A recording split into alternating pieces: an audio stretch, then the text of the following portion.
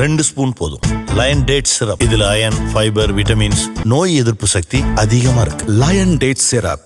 அனைவருக்கும் இதயத்தின் பொங்கல் நல்வாழ்த்துக்கள். பொங்கலோ பொங்கல்.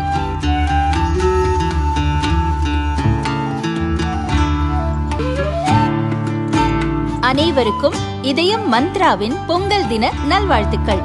பொங்கலோ பொங்கல்.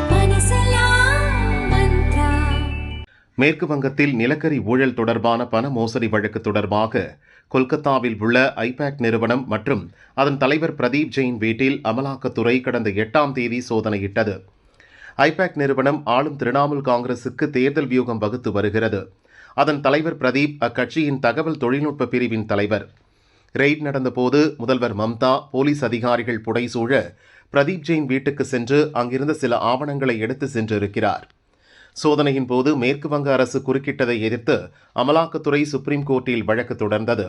வழக்கின் நேற்றைய விசாரணையில் அமலாக்கத்துறை வாதிடும்போது சோதனையின் போது முதல்வர் மம்தா ஆவணங்களை எடுத்து சென்றது அப்பட்டமான திருட்டு, சோதனையில் மாநில அரசு தலையிடுவது, அதன்பின் தர்ணாவில் ஈடுபடுவது போன்றவற்றை அனுமதித்தால் எதிர்காலத்தில் அதுவே முன்னுதாரணமாகிவிடும் என வாதிடப்பட்டது. மேற்கு வங்க அரசு சார்பில் ஆஜரான வக்கீல் கபில் சிபில், சட்டசபை தேர்தல் நடைபெறவுள்ள நிலையில் திரிணாமுல் காங்கிரசின் அரசியல் நடவடிக்கைகளை கண்காணிக்கும் வகையில் அவசரமாக இந்த சோதனை நடத்தப்பட்டு உள்ளது என்றார். இருதரப்பு வாதங்களை கேட்ட நீதிபதிகள் உத்தரவு பிறப்பித்தனர்.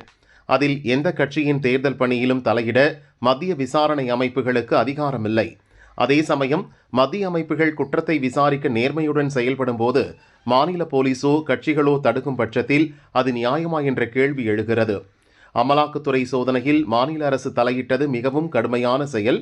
இந்த விவகாரத்தில் முதல்வர் மம்தா, டிஜிபி ராஜீவ்குமார் உள்ளிட்டோர் விளக்கமளிக்க வேண்டுமென உத்தரவிட்டனர்.